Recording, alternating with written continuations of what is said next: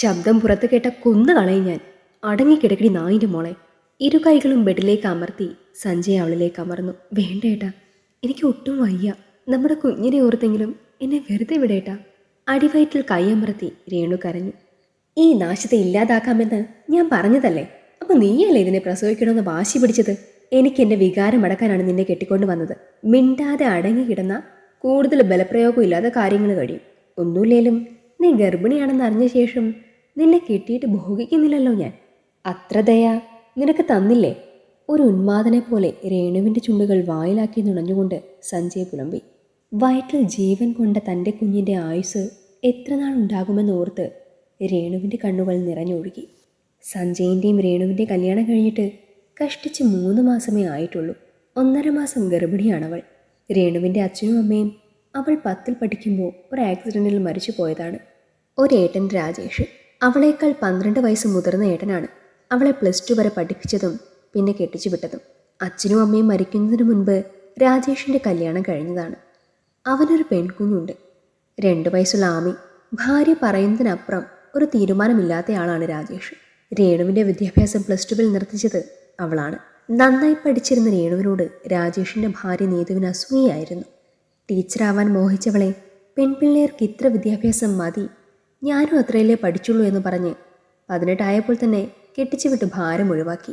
അച്ഛനും അമ്മയും ഇല്ലാത്ത കുട്ടിയാണ് രേണുവെന്നും എപ്പോഴും ഏട്ടൻ്റെ നിയന്ത്രണത്തിൽ അവളെ നിർത്താൻ കഴിയില്ലെന്നും പെൺകുട്ടികൾ ഒരുപാട് പഠിച്ചാൽ അഹങ്കാരിയാകുമെന്നും കുടുംബത്തിന് ചീത്തപ്പേരുണ്ടാകുമെന്നും വേഗം കെട്ടിച്ചു വിടണമെന്നും ഭാര്യയും ബന്ധുക്കളും കൂടെ നിരന്തരം ഉപദേശിച്ച് രാജേഷിൻ്റെ ഉള്ളിലും ആ ചിന്ത ഉറച്ചുപോയി. നല്ലൊരു ആലോചന വന്നപ്പോൾ രേണുവിൻ്റെ ഓഹരി ബാങ്കിൽ പണയപ്പെടുത്തി ആർഭാടത്തിൽ വിവാഹം നടത്തിവിട്ടു.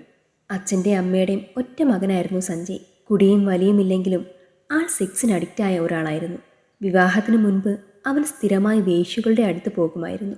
പെണ്ണുങ്ങളെ കട്ടിലിൽ കെട്ടിയിട്ട് ഭോഗിക്കാനായിരുന്നു അവനിഷ്ടം. വയാഗ്ര കഴിച്ചിട്ടാണ് അവൻ പെണ്ണുങ്ങളെ സമീപിക്കാറുള്ളത്. മകൻ്റെ വൈകൃതം മനസ്സിലാക്കിയ അച്ഛനും അമ്മയും കണ്ടുപിടിച്ച സൊല്യൂഷനാണ് വിവാഹം. മാതാപിതാക്കൾ തൻ്റെ കള്ളത്തരം കണ്ടുപിടിച്ചതറിഞ്ഞതോടെ അവൻ അവർക്ക് മുൻപിൽ നല്ലവനായി അഭിനയിച്ചു. അവൻ്റെ പരാക്രമങ്ങൾ അവരുടെ ബെഡ്റൂമിൽ മാത്രം ഒതുങ്ങി നിന്നു. ലോകവിവരമില്ലാത്ത പെണ്ണ് അവനെ പേടിച്ച് എല്ലാം സഹിച്ചു. ഒരു 18കാരിക്ക് സഹിക്കാൻ കഴിയുന്നതിനപ്പുറമായിരുന്നു ഭർത്താവിൻ്റെ ക്രൂരത. ആരോടെങ്കിലും അതേപ്പറ്റി പറയാൻ അവൾ പേടിച്ചു. ബന്ധം ഉപേക്ഷിച്ച് വീട്ടിൽ ചെന്നാൽ ഏട്ടത്തി വെറുതെ ഇരിക്കില്ല എന്നവൾക്കറിയാം. തിരികെ പോയി ഏട്ടനൊരു ഭാരമാകണ്ട എന്ന് കരുതി സഞ്ജയിൽ നിന്ന് രക്ഷപ്പെടാൻ ആത്മഹത്യയെക്കുറിച്ച് രേണു ചിന്തിച്ചു. അപ്പോഴാണ് അവൾ താൻ ഗർഭിണിയാണെന്നറിയുന്നത്. ഒന്നുമറിയാത്ത കുഞ്ഞിനെ കൊന്ന് സ്വയം മരിക്കാൻ അവൾക്ക് മനസ്സ് വന്നില്ല. അതിനെ അബോർഷൻ ചെയ്യാൻ സഞ്ജയ് കുറേ നിർബന്ധിച്ചുവെങ്കിലും രേണു സമ്മതിച്ചില്ല. ഗർഭിണിയാണെന്നറിഞ്ഞാൽ ഒരു കുഞ്ഞ് വന്നാൽ ഭർത്താവ് മാറിയേക്കുമെന്ന് അവളുടെ പൊട്ട ബുദ്ധിയിൽ തോന്നി. അത് വെറുതെയാണെന്ന് ആശുപത്രിയിൽ പോയി വന്ന രാത്രി രേണുവിന് മനസ്സിലായി. രേണുവിൻ്റെ ആരോഗ്യം മോശമായതിനാൽ നല്ല ശ്രദ്ധ വേണമെന്നും ലൈംഗിക ബന്ധം പാടില്ലെന്നും പറഞ്ഞത് സഞ്ജയ് വിസ്മരിച്ചു. ആദ്യ രാത്രിയിൽ ഭാര്യയെ കെട്ടിയിട്ട് ആസ്വദിച്ച സാഡിസ്റ്റാണ് സഞ്ജയ്. അവരിൽ നിന്നും ഒരു ദയവും അവൾ പ്രതീക്ഷിക്കാൻ പാടില്ലായിരുന്നു. പുറമേ മാന്യനും എല്ലാവരുടെ മുന്നിൽ സ്നേഹവുമുള്ള ഭർത്താവായി അഭിനയിക്കുന്നത് കൊണ്ട് അവനെക്കുറിച്ച് ആരോടും തനിക്ക് പരാതിപ്പെടാൻ കഴിയില്ലെന്ന് രേണു മനസ്സിലാക്കി. പറഞ്ഞാൽ തന്നെ ആരും വിശ്വസിക്കില്ല. അവൻ്റെ അച്ഛനും അമ്മയും മോൻ കല്യാണത്തോടെ നല്ലവനായി എന്ന് വിചാരിച്ച് നടക്കുകയാണ്. ഗർഭിണി ആയതിനു ശേഷവും ഒരാഴ്ചയോളം സഞ്ജയുടെ പീഡനങ്ങൾ അവൾക്ക് സഹിക്കേണ്ടി വന്നു. ഒരു ദിവസം രാത്രിയോടെ രേണുവിന് കഠിനമായ വയറുവേദനയും ബ്ലീഡിങ്ങും ഉണ്ടായി. വേദന കൊണ്ട് എല്ലാം മറന്നവൾ അലറിക്കരഞ്ഞു. രേണുവിൻ്റെ നിലവിളി കേട്ട് അവൻ്റെ അച്ഛനും അമ്മയും മുറിയുടെ വാതിൽ വന്ന് തട്ടി വിളിക്കാൻ തുടങ്ങി. പരിഭ്രമിച്ചു പോയ സഞ്ജയ് എല്ലാം കൈവിട്ടു പോയെന്ന് തിരിച്ചറിഞ്ഞു. ഒരു ബെഡ്ഷീറ്റ് എടുത്ത് അവരുടെ ദേഹത്തേക്കിട്ടിട്ട് വേഷം മാറി കാറിൻ്റെ താക്കോലും എടുത്ത് അവൻ വാതിൽ തുറന്നു പുറത്തേക്കോടി. മകൻ്റെ ഓട്ടം കണ്ടപ്പോൾ തന്നെ അച്ഛനും അമ്മയ്ക്കും അരുതാത്തതെന്തോ നടന്നുവെന്ന് മനസ്സിലായി. റൂമിനുള്ളിൽ ബെഡ്ഷീറ്റിൽ മുഴുവൻ ചോര പടർന്ന് രക്തത്തിൽ കുതിർന്നു കിടക്കുന്ന മരുമകളെ കണ്ട് ഇരുവരും പേടിച്ചുപോയി. നേരം കളയാതെ അവർ പെട്ടെന്ന് തന്നെ രേണുവിനെ ഹോസ്പിറ്റലിൽ അഡ്മിറ്റാക്കി. അധികം വൈകാതെ തന്നെ കുഞ്ഞ് നഷ്ടപ്പെട്ട വിവരം വേദനയോടെ രേണു അറിഞ്ഞു. ഒരു റേപ്പ് അറ്റംപ്റ്റാണ് നടന്നിരിക്കുന്നതെന്ന് പരിശോധനയിൽ തെളിഞ്ഞതിനാൽ ഹോസ്പിറ്റലിൽ നിന്നും പോലീസിനെ നേരിട്ട് കാര്യങ്ങൾ അറിയിച്ചു. പെങ്ങളുടെ അവസ്ഥ അറിഞ്ഞ രാജേഷ് രാത്രിക്ക് രാത്രി തന്നെ ഹോസ്പിറ്റലിൽ വന്നു. രേണു മോളെ, എന്താ ഉണ്ടായ നിനക്ക്?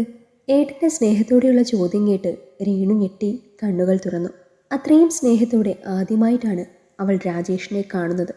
ഏട്ടാ, അയാൾ എൻ്റെ കുഞ്ഞിനെ കൊന്നു ഏട്ടാ, വേണ്ടെന്ന് ഞാൻ കെഞ്ചി പറഞ്ഞിട്ടും കേട്ടില്ല. കല്യാണം കഴിഞ്ഞപ്പോൾ മുതൽ ഞാൻ അനുഭവിക്കുന്നതാ അയാളുടെ ക്രൂരത. പേടിച്ചിട്ടാ പറയാതിരുന്നത്. ആർക്കും ഞാനൊരു ഭാരമാവാതെ മരിക്കാമെന്ന് വിചാരിച്ചപ്പോഴാണ് വയറ്റിലൊരു കുഞ്ഞുണ്ടെന്നറിയുന്നത്. അതിനെ ഓർത്ത് എല്ലാം വീണ്ടും സഹിച്ചു. എന്നിട്ടും എന്തിനായിട്ട് ഇങ്ങനൊരു കല്യാണം നടത്തിയത്? ഞാൻ പഠിച്ചൊരു ജോലി വാങ്ങി ആരെയും ബുദ്ധിമുട്ടിക്കാതെ ജീവിക്കുമായിരുന്നല്ലോ. എന്നെ പഠിപ്പിക്കാൻ കാല് പിടിച്ച് പറഞ്ഞതല്ലേ ഞാൻ. ഏട്ടനോട് ക്ഷമിക്കുമ്പോളെ, കെട്ടിച്ചു വിട്ടാൽ നീ സുരക്ഷിതയായിരിക്കുമെന്ന് വിചാരിച്ചു ഞാൻ. എല്ലാവരുടെയും വാക്ക് കേട്ട് തുള്ളാൻ പാടില്ലായിരുന്നു ഞാൻ. നിന്നെ ഈ അവസ്ഥയിലാക്കി അവനെ വെറുതെ വിടരുത്. കോടതി കയറ്റി തക്ക ശിക്ഷ വാങ്ങിക്കൊടുക്കണം. നിന്നെ മനസ്സിലാക്കാൻ ശ്രമിക്കാതെ ഇങ്ങനൊരു ജീവിതത്തിലേക്ക് തള്ളിവിട്ടതിന് ഏട്ടനോട് ക്ഷമിക്കുമോളെ. നിനക്ക് ഞാനുണ്ട്. ഏട്ടൻ്റെ വാക്കുകൾ അവൾക്ക് ധൈര്യം നൽകി. ഏട്ടാ, ഏട്ടത്തി, അവളെക്കുറിച്ച് ഓർത്ത് നീ പേടിക്കണ്ട. ആരുടെ വാക്ക് കേട്ടും നിന്നെ ഇനി ഏട്ടൻ കഷ്ടപ്പെടുത്തില്ല. നിന്റെ ഇഷ്ടം പോലെ പഠിച്ചൊരു ജോലി വാങ്ങി ജീവിക്ക്. നാളെ നിന്റെ സ്ഥാനത്ത് എൻ്റെ മോളാണെങ്കിലും എനിക്ക് ഇങ്ങനെ തന്നെ വേദനിക്കും. ഇനിയൊരു പെൺകുട്ടിക്കും ഈ അവസ്ഥ വന്നുകൂടാ. നന്നായി പഠിച്ചിരുന്ന നിന്നെ ഇങ്ങനെയൊരു അവസ്ഥയിൽ എത്തിച്ചത് എൻ്റെ തെറ്റാ. ഏട്ടനോട് ക്ഷമിക്കുന്നേ.